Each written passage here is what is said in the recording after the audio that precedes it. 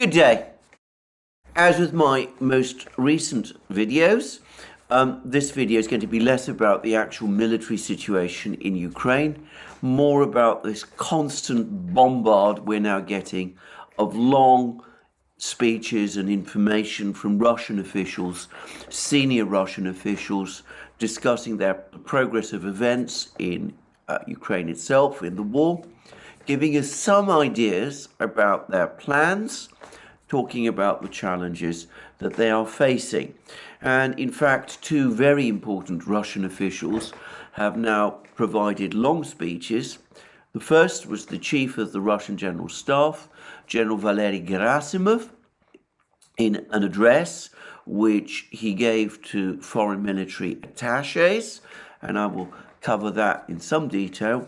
And then there was a press conference by no less a person than President Putin himself. Now, as I said, I will come to both of those later because they both tell us quite a lot, both about where we are and about the way things are going. But even though, as I said, this is not going to be primarily a program about the military situation, I think since this is a war, something needs to be said about it. Now, there's been fewer reports over the last 24 hours about what is going on the battlefields. Now, this is not a sign that the fighting is slackening. It could be a sign of the opposite, that the fighting is getting more intense and that more territory is being taken. It's generally the practice, certainly on the Russian side, to withhold information until things become clearer and that we have news about consolidated advances in one place or another. But we have had some news. Firstly, there's been reports from the officials of the Lugansk People's Republic, who are, by the way, far more informative, both the officials of the Lugansk and the officials of the Donetsk People's Republic are far more informative about the progress of the military operation in Ukraine than the official Russian authorities are. Though I would say that they have not always been entirely accurate in some of the things they have said, but generally I feel that they are. Anyway, there's been a report from an official of the Lugansk People's Republic that the Ukrainians are now hastily fortifying some central areas in Bakhmut. They're not just building trenches, they're trying to create fortifications, apparently, in some of the big apartment buildings and other governmental buildings in the center of Bakhmut. And they're also apparently building firing points, or so this official tells us, creating firing points on the roofs of some of these buildings. These are apparently intended to be primarily anti-tank, anti-aircraft systems, anti-drone and anti-helicopter systems, one presumes. So man-pads, heavy machine guns, that sort of thing. And all of that points clearly now to the Ukrainians expecting the Russians to break through very soon into the very center of Bakhmut. But in contrast to what happened in Severodonetsk and Lysychansk, the Ukrainians are determined, apparently, to make a fight in central Bakhmut itself. In other words, they're going to try and hold every single location to the extent that they can. Now, at the same time, even as the Russians push deeper into Bakhmut itself, and bear in mind, this is not a particularly big place. Its pre-war population, if we're talking about the metropolitan area of Bakhmut, was around 75,000. So it's not a huge place. So, that tells us how close the various fighting forces are to each other. Anyway, even as the Russians push deeper into Bakhmut, they also seem to be continuing the push to try to cut off these Ukrainian forces from any chance of resupply, with the target now being Ivanivka, apparently another village that controls the strategic roads between Bakhmut and other places on the Ukrainian, further back, Ukrainian areas under Ukrainian control, and that will finally end any prospect both of Ukrainian troops unlucky enough to be earmarked to defend Bakhmut itself from retreating or from getting any kind of resupply from the Ukrainian forces further west. So lots of fighting, lots of things going on in Bakhmut, and this is a difficult battle. But we've also had some information now from none other than Ramzan Kadyrov, who is, of course, the overall head of the Chechen government, but who also takes a very active role in the military conflict. Chechen fighters are a highly visible force on the battlefields. They played an important role earlier in the war, in the fighting in Mariupol, and in the fighting in Severodonetsk and Lysychansk. And it seems that many of them now are being concentrated in Soledar, which is the northern suburb of Bakhmut, which is the largest suburb town of Bakhmut, to the extent that it can almost be considered a separate town from Bakhmut itself. And Kadyrov says that the Akhmat Special Forces, that's to say the Chechen Special Forces, are systematically mopping up Soledar.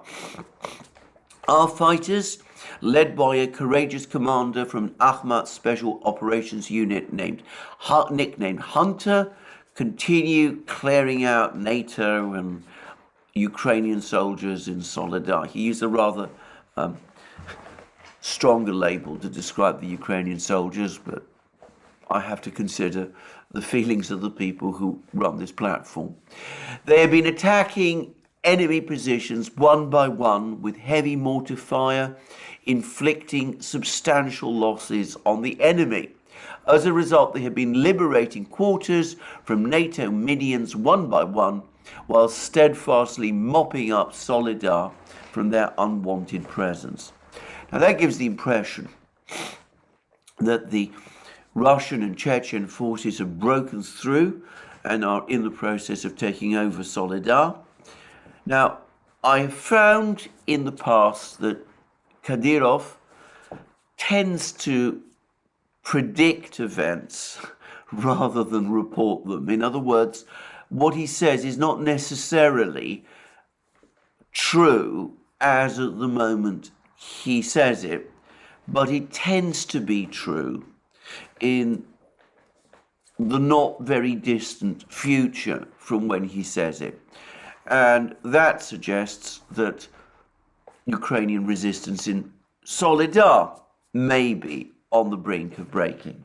Well, that's possible. I mean, again, I want to stress, I'm not there. I don't know exactly what's going on, but it does seem as if there is intense fighting in Soledar as well as in Bakhmut itself. And in fact, I may as well say that I've seen lots of reports that the Ukrainian position in Soledar is becoming every bit as precarious as it is in Bakhmut. I'm going to say again, I find Ukrainian defense of Bakhmut tragic, if not perhaps entirely illogical. Brian Beletic has done a very good video describing the strategic importance of Bakhmut. It's also been discussed by Dima at the Military Summary channel, and there was a very, very interesting roundtable with Gonzalo Lira and Brian and Dima and others discussing this precise issue of the importance of Bakhmut on Gonzalo Lira's roundtable. So, one can understand why this pivotal town has to be defended to this degree. There is a kind of military logic to it. But I do ask myself always this question, given the enormously heavy losses that Ukraine is suffering in trying to cling on to Bakhmut, is it really worth it given that almost everybody who follows this battle closely enough accepts that sooner or later Bakhmut, Soledar, all of these places around it will fall. Well, it's the Ukrainians who make these decisions. Zelensky and his commander, General Zaluzhny. Some weeks ago, apparently, General Zaluzhny advised Zelensky that the defense of Bakhmut was unsustainable, but as we saw, Zelensky not only rejected that advice, if it was indeed given, but actually went to Bakhmut himself, or apparently did, to sort of reinforce the importance of holding Bakhmut regardless of the cost. And of course, the fighting in Bakhmut was a centerpiece of his address to Congress the other day, the US Congress the other day. So it seems as if this terrible battle for Bakhmut is going to be fought to the bitter end. Anyway, that's Bakhmut. We've had more information about things from other fronts. We've had comments from the deputy head of the Zaporozhye, the Russian-controlled part of Zaporozhye region, a person called Vladimir Rogov, and he has talked about the enormous strength of the defenses which the Russians have built up in Zaporozhye. It's a three-layered defense.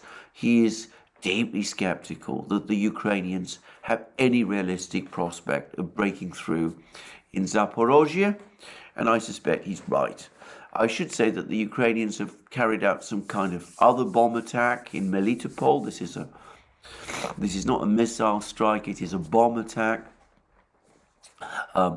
The media in Britain are reporting this as a successful attack by Ukraine against Russian spies in the area. I'm not quite sure what that means, but anyway, putting that aside, I come back again to Putin's comments a short time ago to the heads of the internal security agencies. There are clearly still Ukrainian networks operating in these places, and Putin has assigned the internal security agencies the task of clearing them up, which, by the way, I have no doubt that they will eventually will. So we have that situation in Zaporozhye. And further north,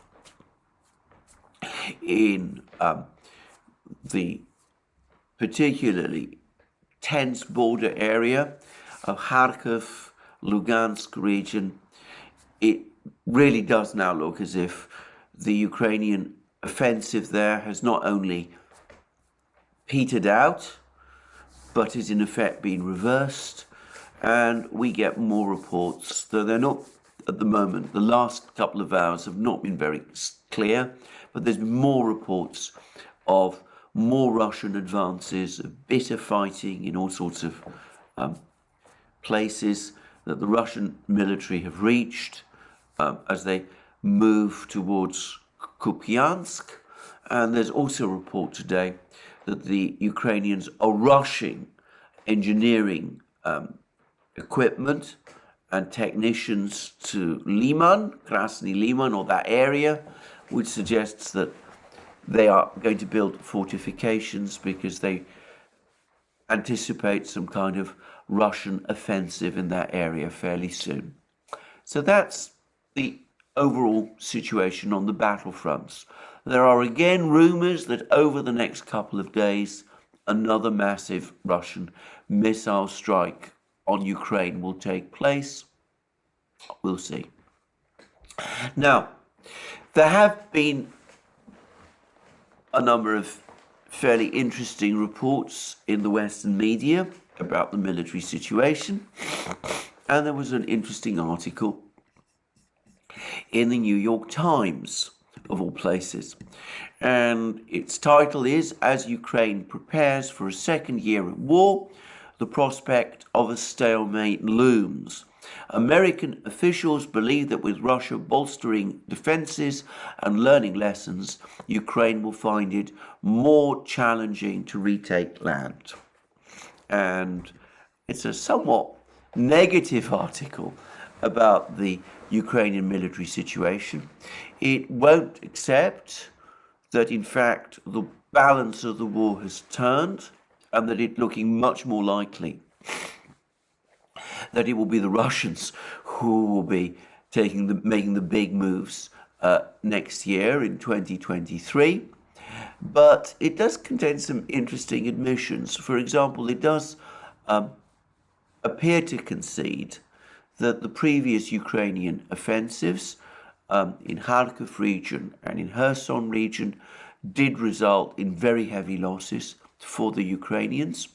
And it acknowledges also the effectiveness of General Surovikin's command of the Ukrainian forces, his success in bringing focus and discipline, as the Daily Telegraph put it some weeks ago, to the Russian forces to build up these elaborate fortifications, to prepare the Russian defenses, to build up those kind of reserves.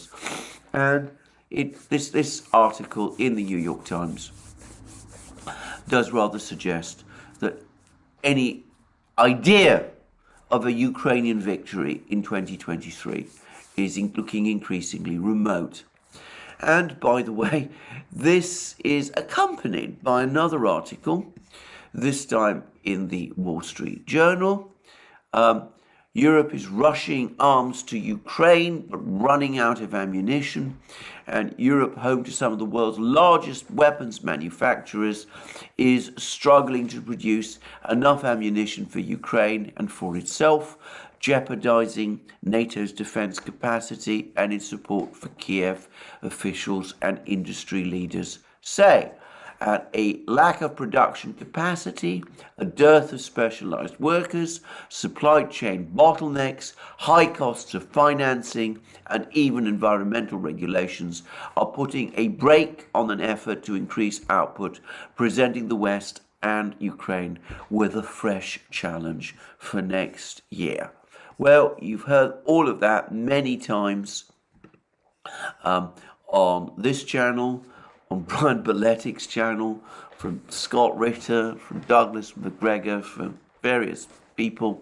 But it's now becoming increasingly something that even the mainstream media, not the specialized media, not places like RUSI, for example, the Royal United Services Institute and its publications, or the military or defense industry journals in the United States, but the actual mainstream media, the broadsheet newspapers that people read, they're increasingly covering this in the West too. Now, that brings me to the first of the two big speeches or discussions that by senior Russian officials that I'm going to discuss. And the first one I'm going to discuss is that of General Gerasimov, who is the chief of the Russian General Staff. Now, I'm not going to go over everything he said. I'm going to focus on Ukraine, and I'm not going to discuss so much the political aspects of what he said, because to be frank, there isn't anything very new there. And he is, after all, a military man. And I'm going to focus instead on his discussion, both of the conflict, the pattern of the conflict. And I'm going to suggest that there are indications about, he does point to indications of what Russian priorities are. And he begins with the Russian Ministry of Defense account of his words, begin with these words. The special military operation started with long-range, well-planned attacks against airfields, air defense installations, command and control centers, ammunition storage sites, and arsenals. The established groupings of troops launched an onslaught in their assigned areas of responsibility using the findings of the fire attacks. It should be emphasized that the hostilities spread out over a vast area and were fierce from the outset. The Lugansk People's Republic was liberated by active offensive operations of groups of troops. The port city of Mariupol was seized with minimal losses, and full control was established over the Azov Sea coast and the territories of Kherson and Zaporozhye regions. Well, that takes us up to the position as it was midsummer. And then he goes on to say this: despite significant losses in personnel and military equipment, the enemy continued active resistance due to an increase in comprehensive military assistance from the United States and its allies, as well as mobilization activities. Now, we've discussed this many times. Ukraine carried out repeated mobilizations. It built up its army to very big levels by midsummer, and the United States and the Western powers, to a certain extent, though not entirely, replaced the losses Ukraine suffered in the first weeks of the military operation. And then Gerasimov talks about the way in which the Ukrainians used HIMARS missiles to attack all sorts of places. He puts particular emphasis on the attacks on the Kakhovka hydroelectric power station, and again repeats the official Russian line that this was the reason that the Russians evacuated their troops from the right bank, the west bank of the Dnieper in Kherson region. He says that the intention was to destroy the hydroelectric engineering structures of the Kakhovka hydroelectric power station, which would result in flooding of the Kherson region and block and destroy a portion of the southern group of forces on the right bank of the Dnieper. And he says that those forces, together with the civilians, were then evacuated. He then says all kinds of things, great length, about the terroristic nature, as he puts it, of some of the things Ukraine does. He talks about Ukraine's shelling of the Zaporozhye nuclear power plant. But then he goes into the military situation and the supply situation in more detail. He says that in order to prolong the battle, the United States and its allies have been steadily boosting their military support for Kiev. The total amount of foreign funding provided to Ukraine came to approximately $100 billion. Actually, I suspect that's an underestimate. But anyway, that's the figure Gerasimov has given. He says when it comes to supplying armaments, the United States, the United Kingdom, Poland and Romania have provided the most. Since the beginning of the special military operation, the West has delivered to Kiev a total of 4 aircraft. I wonder of what kind. He doesn't say. More than 30 helicopters, that's principally from the United States, but some from Britain too. Over 350 tanks. These appear to have come principally from Poland, the Czech Republic, Slovakia and Bulgaria. About 1,000 armoured combat vehicles, at least 800 armoured vehicles, up to 700 artillery systems, 100 multiple rocket launch systems, of which, by the way, he doesn't say it, but 20 are HIMARS, 130,000 anti-tank weapons, more than 5,300 man-pads, that's,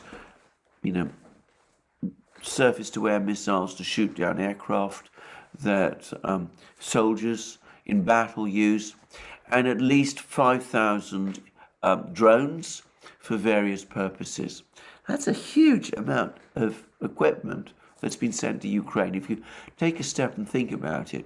Now, I don't doubt, by the way, the accuracy of Gerasimov's figures, but you could see the scale of support that has been provided to Ukraine over the last few months.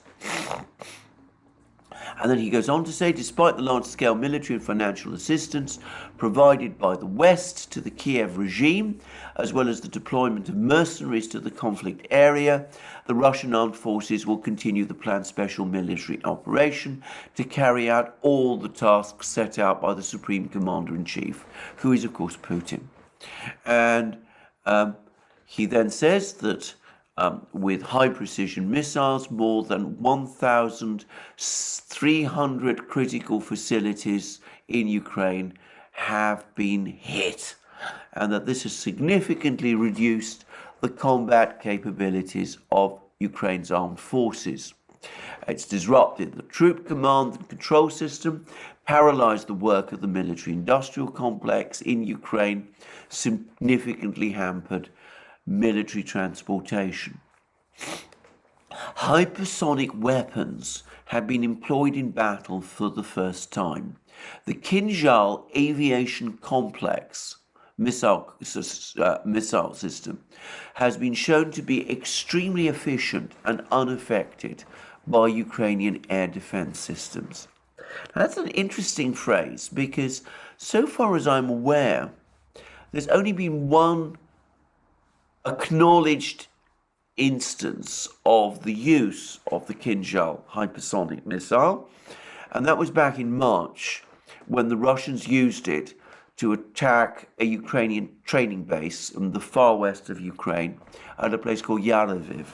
And it's known that large numbers of, shall we call them Western contractors, were killed in that missile strike, and lots of other Ukrainians were also killed. There's some reports that hundreds of people died as a result of that missile strike.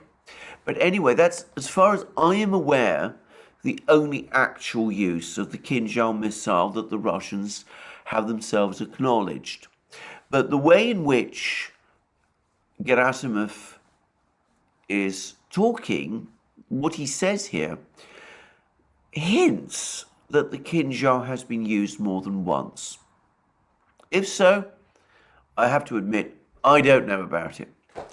And then he says, with about 150 sorties each day, the operational, tactical, and army aviation are doing their duty under heavy combat intensity.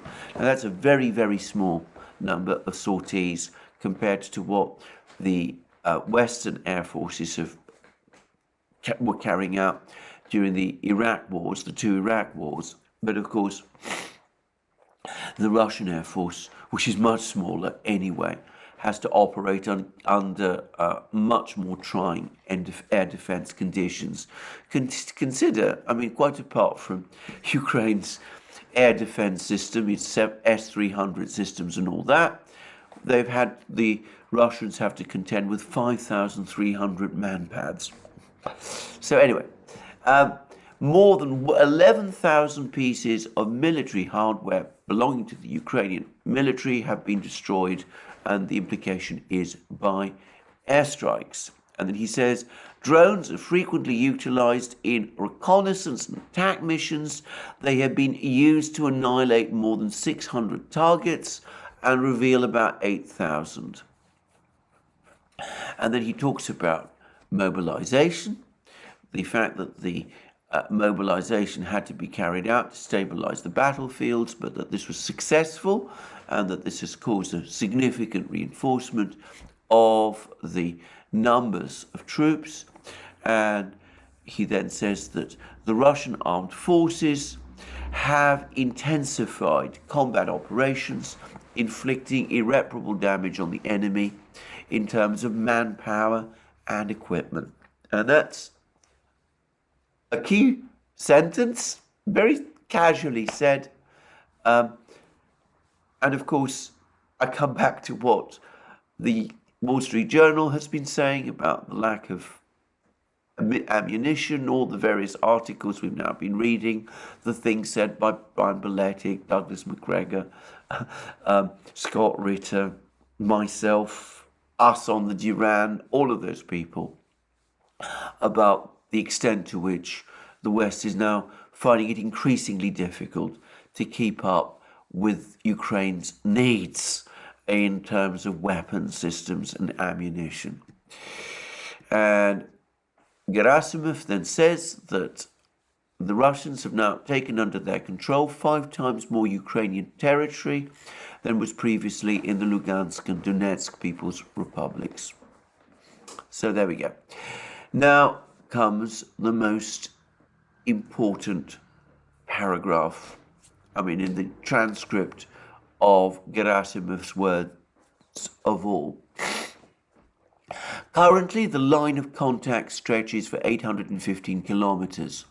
In view of the measures taken to build up the combat capabilities of the troops, the situation on the front line has stabilized, with the main efforts of the Russian troops concentrating on completing the liberation of the territory of the Donetsk People's Republic.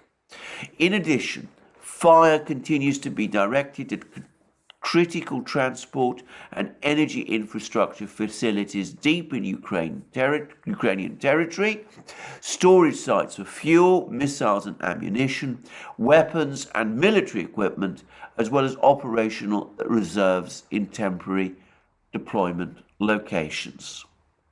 Note, nothing here about Belarus, nothing here about the Russian forces in the north. And this, it seems to me, gives us a clear insight into Russian intentions. Now, it could, I have to say this in first, it could well be that the Russians, Gerasimov, is engaging here in a sophisticated deception operation.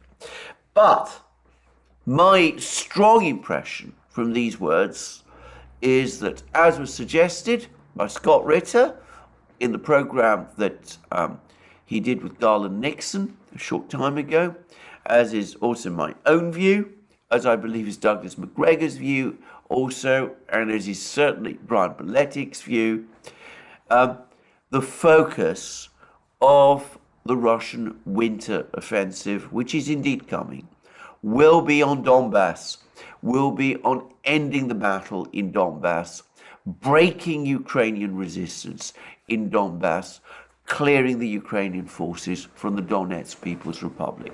It does not look to me as if the Russians are planning some great advance on Kiev or on western Ukraine.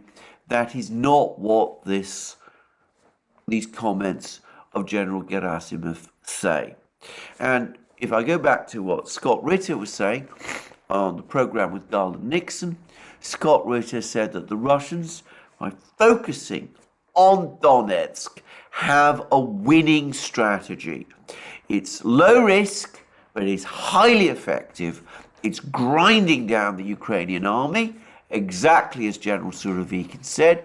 It's weakening Ukraine's future ability to continue the war, and at the same time, it fulfills Russia's primary mission, the Russian military's primary mission, which right from the start of the special military operation has been the liberation, as the Russians would say, of Donbass. Now, it's not going to end there. Other Russian officials have been talking about the fact that 2023 will see the recapture of Kherson region, west of the Dnieper River, the area that had to be evacuated. There will almost certainly be Russian advances in other places. But the key battle was and remains and has at all times been in Donbass. Once it is won, once Ukrainian resistance there is broken, the Ukrainian army will be fatally weakened. That seems to be the assumption, and I think it's correct. And it will mean that not only will Ukraine have lost its most heavily industrialized region and its most heavily fortified zone, but it will mean that the Russians will have unimpeded access all the way to the east bank of the Dnieper River, opposite places like the important industrial town of Dnipro and other places too. They will in effect be in a position at that point to cut Ukraine in half. So this seems to me logical, and it suggests clearly to me that this is the Russian plan. They're not making much of a secret of it. They are keeping everybody a bit guessing on their toes with all these troops that there are there in Belarus. But I suspect that the primary purpose of those forces in Belarus are firstly to pin Ukrainian soldiers down in the northern borders of Ukraine, protecting Kiev and those sort of places from a possible Russian offensive there, and also to counter this very big Polish build-up, which I discussed in my most recent video. So that's what Gerasimov has been saying. Now, another very important Russian official, as I said, has been speaking, and that is none other than Putin himself. And this, I should say, was in the format of a press conference. Now, this is not the marathon press conference that Putin regularly holds, but it was a meeting with the media, and he did in fact provide some explanation of why there has not been the marathon press conference, and in fact he made it perfectly clear that this is because, frankly, he is very much tied up with other things. So he was asked not about the marathon press conference as such, but about the fact that there has not yet been a meeting of the Federal Assembly. He says the reason for that is that the dynamic of events is very large. The situation is developing very dynamically, so it was not very, but difficult to fix the results and specific plans for the near future at a particular moment in time. We will do this at the beginning of the year, of course. And in other words, it was quite difficult for me and the presidential administration to cram it into a formal message, and that's all. In other words, there just wasn't the time. There was so much else going on, and we've seen how busy Putin has been. By the way, on the same day that the Collegium of the Ministry of Defense had a meeting, and when Putin gave his big keynote address at that speech, on that very same day, he had another meeting of his Security Council. That gives you some idea of how intense Putin's work schedule has been over the last couple of days. Anyway, that is what I wanted to say about this. I don't want to spend more time on this. The press conference was purely postponed because of the very tight scheduling over the last few weeks. Now, Putin talks a great deal about the causes of the Ukrainian conflict, and he again expresses his very bitter feelings about the fact that there's been a war between Russia and Ukraine. He complains about the fact that the Western powers have managed to set the Ukrainian people against the Russians. He says things like this. We proceeded from the fact that, okay, the Soviet Union has ceased to exist, but our common historical roots of culture, spiritual community, they would be stronger than what is pulling us apart, and such there have always been trends. What unites us is stronger. No, with the help of outside forces and with the help of the fact that after the collapse of the Soviet Union, people of extremely nationalist views came to power. With the help of these forces, despite all of our efforts, this disunity has increased and increased. We were pulled apart, divided, and then played off. In this sense, they, he means the West, have achieved results, and in this sense, we have suffered a well-known fiasco. Not the admission that, this has been a tragedy for Russia, in a kind of a way, a defeat for Russia. Instead of Russia and Ukraine becoming friends, the West succeeded in dividing them from each other, leading to the present war. And then he also says that the reconstitution of the Russian world is something that the West won't accept. And he says that on the one hand, they insist that other nations, other peoples should be allowed to come together, but Russians should not be allowed to do so. And he talks, again with great bitterness, about the suppression of Russian culture and the Russian language, and the efforts made to divide our spiritual community. That means the Orthodox Church, which previously united both Ukraine and Russia, and the attempts to divide that, and in completely barbaric ways. And he also refers, by the way, to the fact that it was probably a mistake by Joseph Stalin to incorporate Western Ukraine, Galicia, into Ukraine. Its militant anti-Russian nationalism has supposedly infected the rest of Ukraine and has been one of the key causes of the present crisis. Look through the pages of history. One of the deputies of the still Tsarist State Duma said, if you want to lose Ukraine, attach Galicia, that's to say Western Ukraine, to it. In the end, it happened. He turned out to be a visionary. Why? Because people from this part of Ukraine behave very aggressively and in fact suppress the silent majority in the rest of the country. And then he talks about, as I said, the bitterness that he feels about the way in which nobody seems to acknowledge Russian aspirations for people to come together. He says nobody wants the unification of the Russian people. Disunion, that is their pleasure. They will shred it further, but no one wants us to unite and strengthen except us. And we will do it, and we will do it.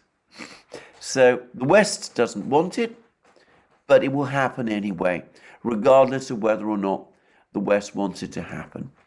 And then he talks, because he was asked about the Patriot system, and he says quite a lot about it. He says that as for the Patriot, it is quite an old system. It does not work like, say, our S-300. Nevertheless, those who oppose us proceed from the fact that this is supposedly a defensive system. Okay, we'll just keep it in mind, and there will always be an antidote. So those who do this are doing it in vain. It's just prolonging the conflict, that's all. And as you will see, he has an awful lot more to say about the Patriot system further on. But then he's asked an interesting question about the depletion of weapon stocks in the West and the alleged depletion of weapon stocks in Russia, that the Russians supposedly are also running out of weapons. And by the way, the US Ministry of Defense, the Department of Defense, is now claiming that the Wagner organization is now buying shells for North Korea, both for itself and presumably from the Russian armed forces, something which both Russia and North Korea have vigorously denied. Anyway, this is what Putin says about Western resources. He said, I think that the resources of the Western countries are not on the verge of exhaustion. After all, the point is different. The point is Ukraine receives weapons from the former Warsaw Pact countries, mainly of Soviet production. This is really close to exhaustion. We practically knocked everything out burnt it out. There you can count several dozen units of armoured vehicles, 100, sometimes else on this scale. They beat a lot, it's true, this technique is close to exhaustion.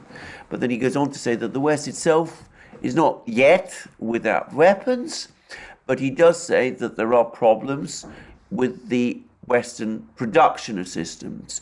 There are questions related to the quick capabilities of the military-industrial complex of Western countries. Yet it is big. Yes, it is big in the United States. It can be promoted, but even there, it is not so easy because you need to allocate additional money to this account, and this is a matter of allocating resources within the framework of the budget process. It's not that easy. And then he comes back to Patriot and says, Patriot can be put there. Well, let them put it. We will click on the Patriot. I don't quite know what that means. Then it will be necessary to put something instead of Patriot. It is necessary to develop new systems. In other words, they'll knock out the Patriot, and the Russians will knock out the Patriot. The United States will be left thrashing around trying to find some alternative to it. This is a complex, lengthy process. Everything is not so simple. We take this into account. We also consider everything that appears there. We consider where and how much is still in warehouses and what is left, what they can produce, in what time frame, how they can produce.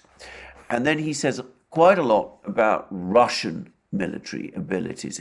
In contrast to the Ukrainian industry, we have been developing our own industry over the past decades. We have developed our military science and technology. We are still missing some things, loitering ammunition, drones, and so on, but we have the groundwork. We have our own financial resources to ensure the work of scientific and technological centers and the production itself. We have it. There is a question related to increasing the pace and volume. We are able to do it, and we will definitely do it.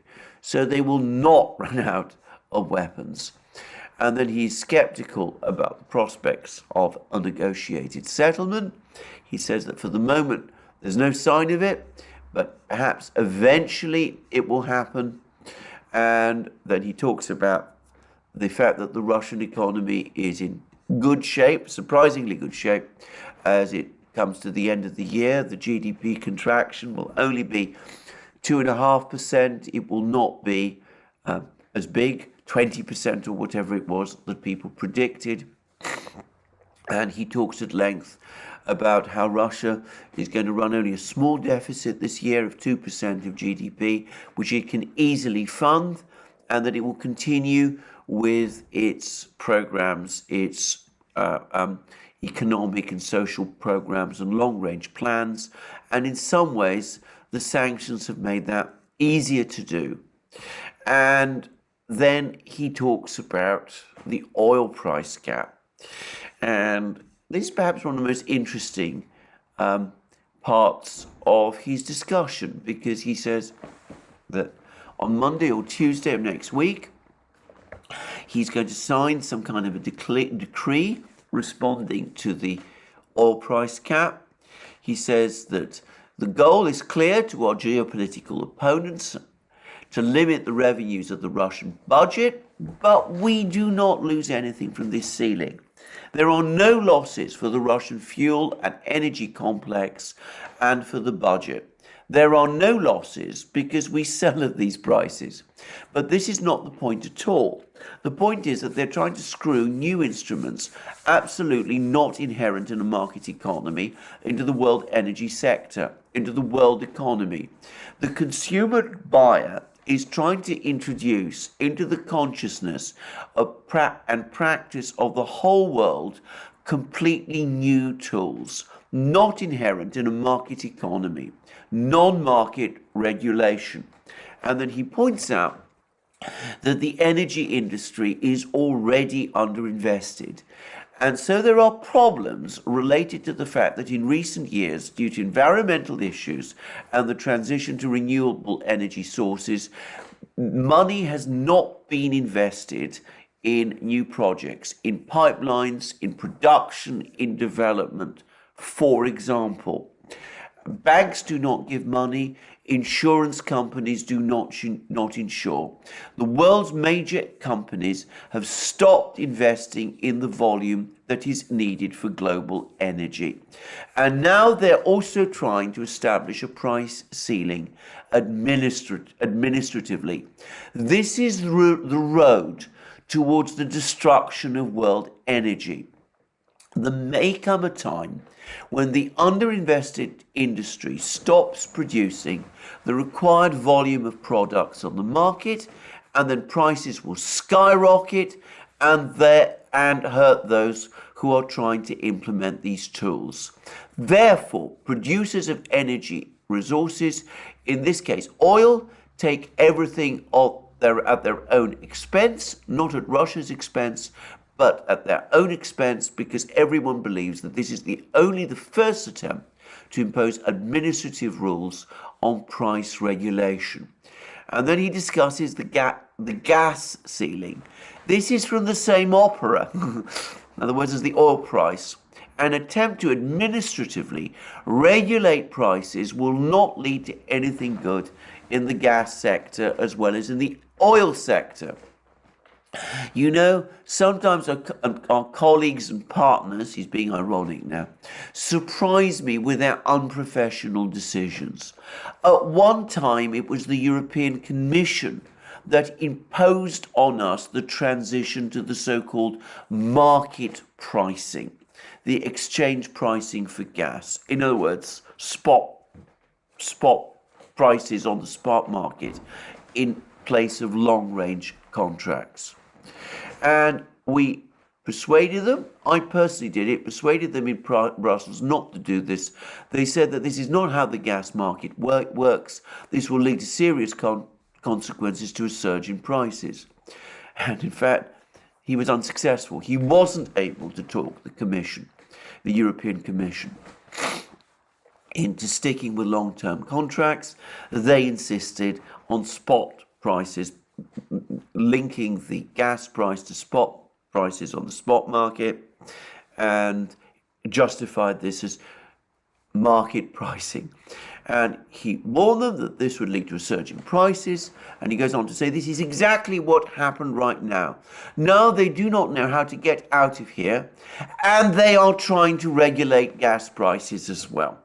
So by going on to market prices, insisting on what they called market prices, in other words, instead of long-term price contracts with Gazprom,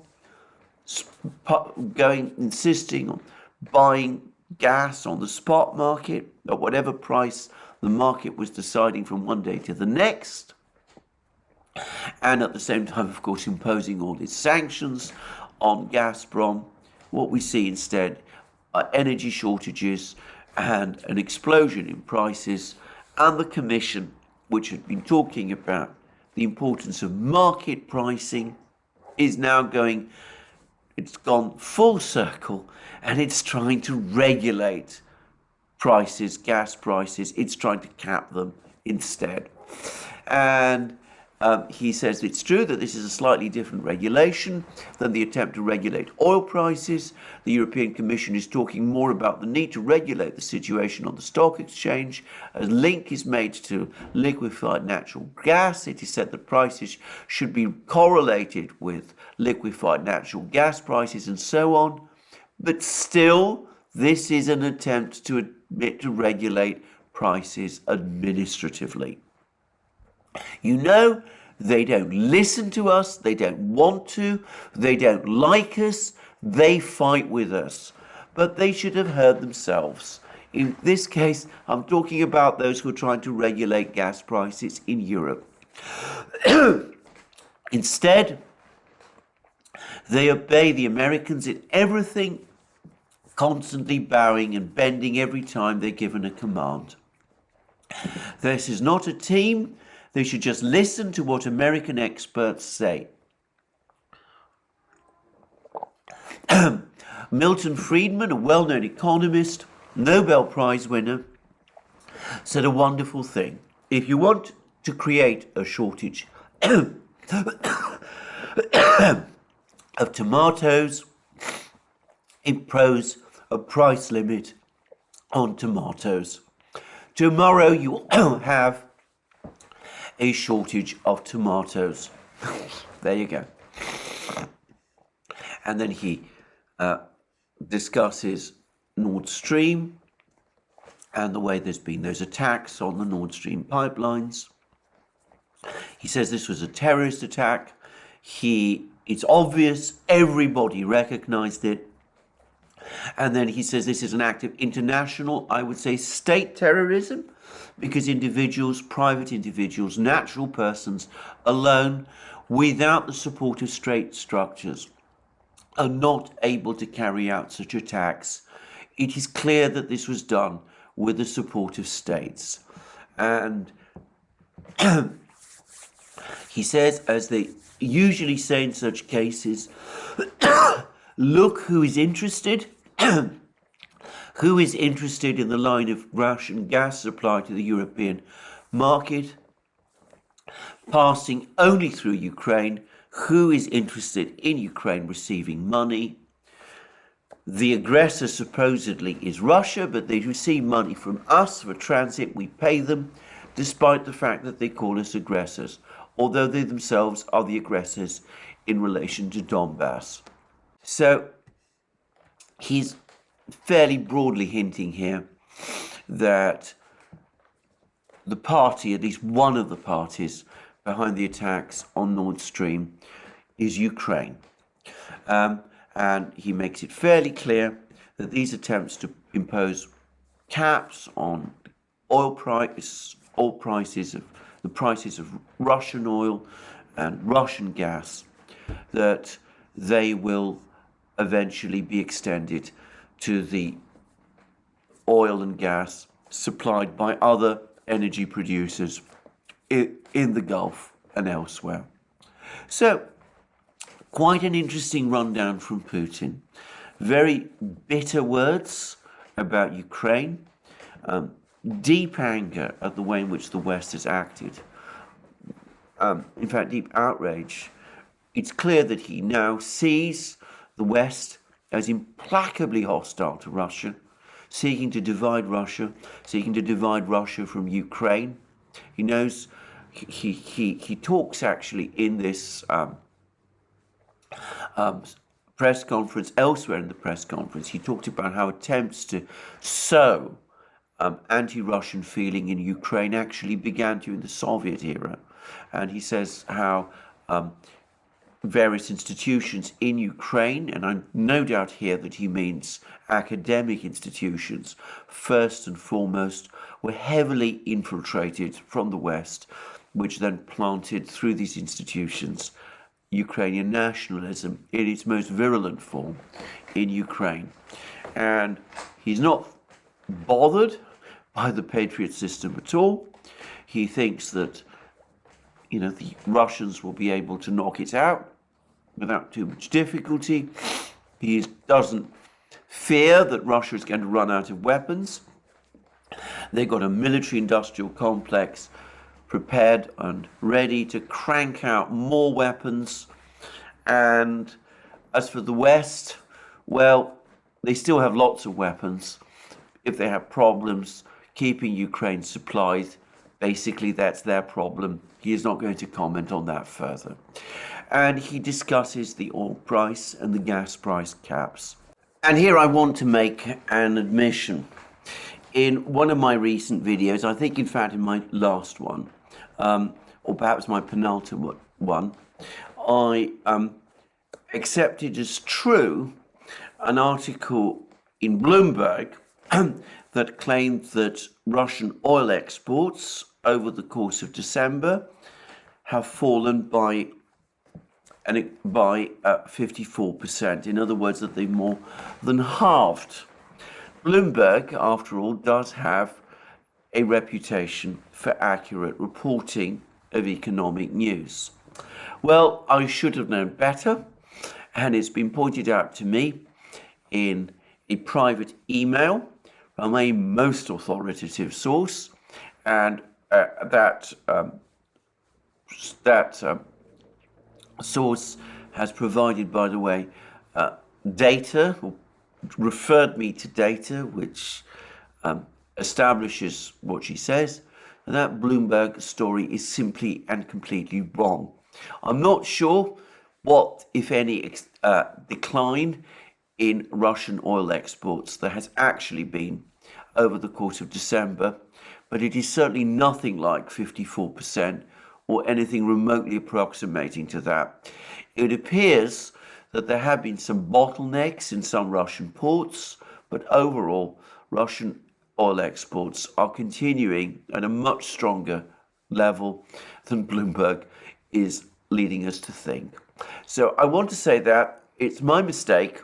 I should know by now that any article about this sort of thing, anything relating to Russia in the Western media, has to be checked and corroborated fully. And in this case, I have to admit that I didn't do so. I didn't do my homework properly. But anyway, this is an error. There's not been a collapse in Russian oil exports this month. That Bloomberg story was wrong, either because of incorrect reporting on the part of Bloomberg, or for some other reason, which I'm not going to try to speculate about. So, in summary, where are we? Fighting continues in Donbass. We're getting reports now that the Ukrainians are preparing to make a last stand in Bakhmut. It looks like that's the direction of travel in that battle. I'm not sure that this is correct or wise, and the humanitarian effect of this is going to be tragic, but there it is. It seems also that the situation in Soledar is also looking very grim for Ukraine as well. And we now have admissions from the New York Times that the Ukrainians will struggle to succeed in any future offensives that they try, and an admission in the Wall Street Journal that Europe is now running out of ammunition and can't keep up with Ukraine's demands, as, by the way, the United States is. And we have what I take to be a very strong hint from General Gerasimov, the chief of the Russian General Staff, that all major offensive operations by Russia over the next few weeks and months will be in eastern Ukraine, in Donbass, possibly in Kharkiv region, but the focus will be on breaking Ukrainian resistance in Donbass, pushing the Ukrainians out of Donbass, and then perhaps pushing them further west still over the Dnieper, over to the west bank of the Dnieper in places like Dnipro or whatever. That is the primary objective of the Russian military at the present time. Later, of course, other things might happen, but that is their present objective. It doesn't seem to me that an offensive towards Kiev or western Ukraine is being planned, or at least it's not being, if it is being planned, then the Russians are keeping it very secret. And Putin, for his part, discounts any suggestion that the Russians are going to run out of weapons. He says that they're producing all the weapons that they need, and they will produce even more. He does accept that the Ukrainians might be having problems because they've run through all of their stock of weapons. He says the Western powers, they've still got lots of weapons. Whether they want to share with Ukraine is their own problem. And as for their production problems, well, that's a matter for them. He's not really going to comment about it very much. But he is very, very bitter and blames the West again for the cause, the creation of this war. And at the same time, he ridicules both the oil price cap and the gas price cap. He points out that this contradicts Western practice and Western economic philosophy, market-based economic philosophy, which teaches that the idea to impose price caps, in other words, to control prices administratively, leads to no good outcomes, and he predicts that these attempts to impose caps on energy prices are almost certainly going to expand to try to affect other producers as well. That will limit investment in fossil fuels even further, leading to a major energy crisis in a few years' time. So,